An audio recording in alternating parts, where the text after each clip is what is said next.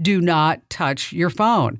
Right after today's tech update, we're diving into a must-hear call from my weekend Kim Commando show that you can get as a podcast. It's called Kim Commando Today. We're not even a month into the new year, and tech bloggers have already published two big stories about the arrival of a flying motorcycle and a flying car.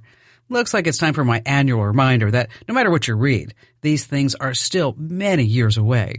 I'm Kim Commando for NetSuite. You can download the CFO's Guide to Artificial Intelligence and Machine Learning for free at netsuite.com/Kim.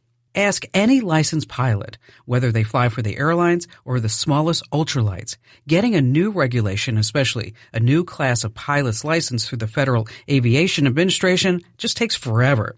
And make no mistake, a flying car or a flying motorcycle will require a new type of pilot's license, along with volumes of regulations and a complete new training syllabus.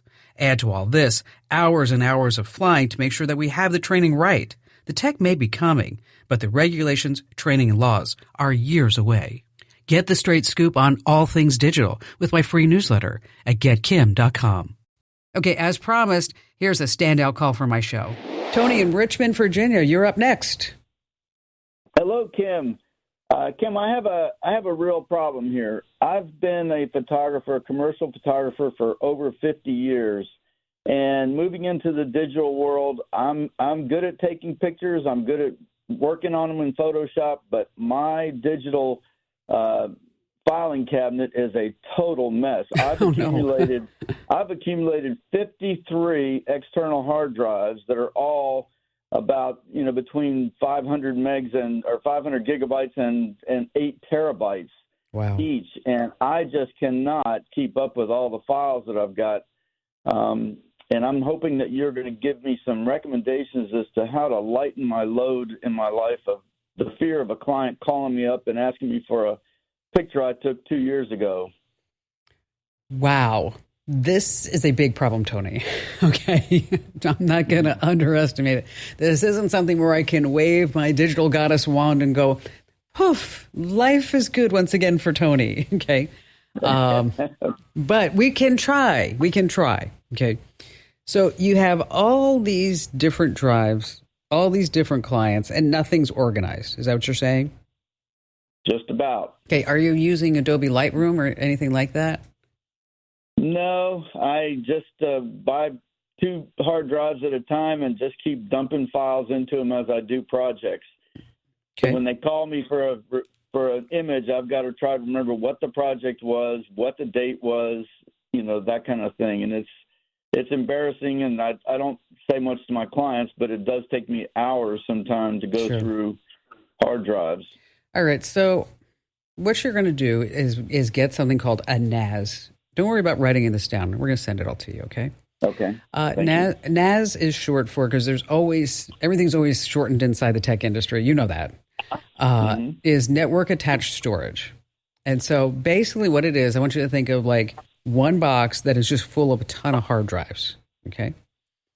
And what you're going to do is get all the photos that you have on these 53 drives up to 8 terabytes, which is huge, a lot of data.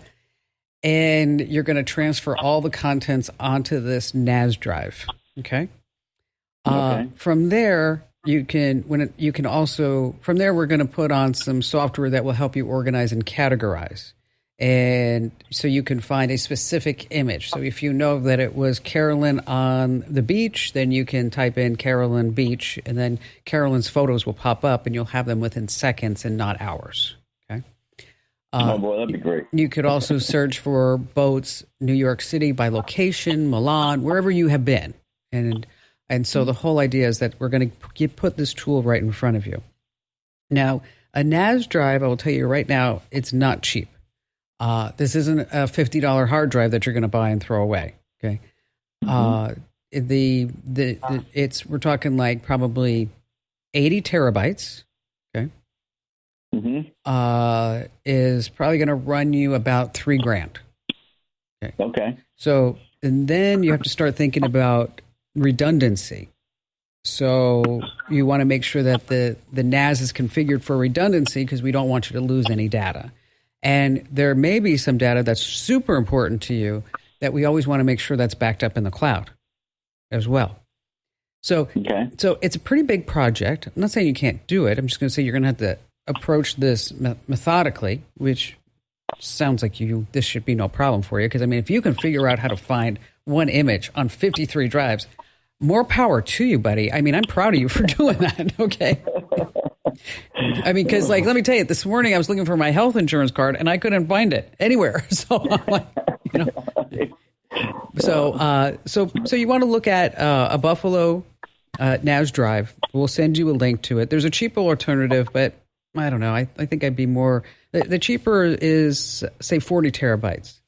But I have a feeling that you're going to keep finding more drives as you go along. So I'd be inclined to just bite the bullet from the get-go and buy the $3,000 NAS and then start working my way on how to configure this and how to get it done. You may need some help, some local help, somebody to kind of work with you to configure this, get the software on, at least do the first couple of drives to show you the procedure.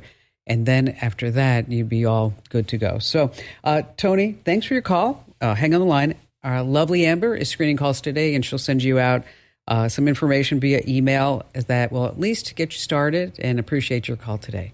A standing ovation to you for tuning in. Yay! Now, if you're puzzled by a tech issue, here's your call to action. Head to Komando.com, select Email Kim. I read each and every note like it's the final round in a tech trivia game. And you can amp up your tech know-how by getting my free daily newsletter. It's just waiting for you over at GetKim.com.